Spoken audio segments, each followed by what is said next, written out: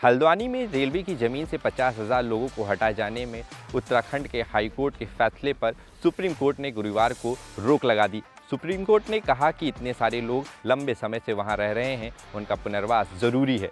7 दिनों में ये लोग जमीन कैसे खाली करेंगे? सुप्रीम कोर्ट ने हाई कोर्ट के आदेश पर रोक लगाते हुए कहा कि 50,000 लोगों को रातों रात नहीं उजाड़ सकते। सुप्रीम कोर्ट ने कहा कि अब ज़मीन पर कोई कंस्ट्रक्शन और डेवलपमेंट नहीं होगा। हमने पूरी प्रक्रिया पर रोक नहीं लगाई है, हमने केवल हाई कोर्ट के आदेश पर रोक लगाई है। इस केस की अगली सुनवाई 7 फरवरी को होगी। उत्तराखंड हाईकोर्ट ने रेलवे के 29 एकड़ जमीन पर अवैध कब्जे को गिराने का आदेश दिया था। वहां करीब 4,000 से ज़्यादा परिवार रहते थे। क्या है पूरा मामला, पहले आपको ये समझाते हैं। दरअसल हल्द्वानी के बनभूलपुर क्षेत्र में रेलवे की 29 एकड़ जमीन है। इस जमीन पर कई साल पहले कुछ लोगों ने कच्चे घर बना लिए थे। धीरे धीरे यह पक्के मकान बन गए और धीरे धीरे बस्तियाँ बस्ती चली गईं। नैनीताल हाईकोर्ट ने इन बस्तियों में बसे लोगों को हटाने का आदेश दिया। रेलवे ने समाचार पत्रों के जरिए नोटिस जारी कर अतिक्रमणकारियों को 1 हफ्ते के अंदर यानी कि 9 जनवरी तक कब्जा हटाने को कहा। रेलवे और जिला प्रशासन ने ऐसा न करने पर मकानों को तोड़ने की चेतावनी दी थी। हल्द्वानी के इस इलाके में 4,000 से ज़्यादा परिवार रहते हैं। इनमें अधिकतर मुस्लिम हैं।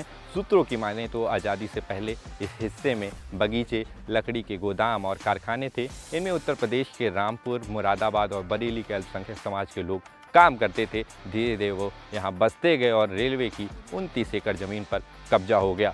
हल्द्वानी रेलवे स्टेशन के आसपास का यह इलाका करीब 2 किलोमीटर से भी ज़्यादा के क्षेत्र को कवर करता है। इन इलाकों को गफूर बस्ती, ढोलक बस्ती और इंदिरा नगर के नाम से जाना जाता है। यहाँ के आधे परिवार भूमि के पट्टे का दावा कर रहे हैं। इस क्षेत्र में 4 सरकारी स्कूल, 11 निजी स्कूल, 1 बैंक, 2 ओवरहेड पानी के टैंक, 10 मस्जिद और 4 मंदिर हैं।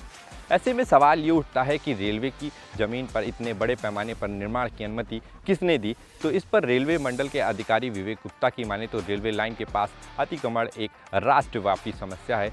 रेलवे की ज़मीन पर अतिक्रमण का यह मामला 2013 में अदालत में पहुंचा था। तब याचिका मूल रूप से इलाके के पास एक नदी में अवैध रेत खनन के बारे में आई थी। बुधवार को स्थानीय प्रशासन ने रेलवे के साथ मिलकर ज़मीन का निरीक्षण किया था, जबकि हटाए जा रहे निवासियों ने बेदखल रोकने के लिए कैंडल मार्च निकाला था और धरना दिया था। साथ ही इलाके में एक मस्जिद में सैकड़ों लोगों ने सामूहिक नमाज अदा कर समाधान के लिए प्रार्थना की थी। इसमें कुछ प्रदर्शनकारी रोते हुए भी नजर आए थे। कब्जे हटाए जाने के आदेश के खिलाफ यहां बसे लोगों ने आंदोलन शुरू कर दिया। यहां धरने में महिलाएं और बच्चे बैठे, इसलिए इस आंदोलन की तुलना दिल्ली के शाहीन बाग वाले प्रदर्शन से शुरू हो गई। शाहीन बाग में मुस्लिम महिलाओं ने CAA के खिलाफ प्रदर्शन किया था। सुप्रीम कोर्ट का आदेश आने के बाद उत्तराखंड के मुख्यमंत्री पुष्कर सिंह धामी ने कहा कि वे रेलवे की ज़मीन है।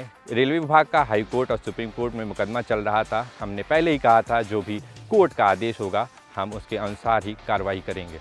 ये वीडियो आपको कैसी लगी हमें कमेंट बॉक्स में कमेंट करके बताइए और साथ ही हमारे चैनल को सब्सक्राइब और वीडियो को लाइक करना न भूलिए। शुक्रिया।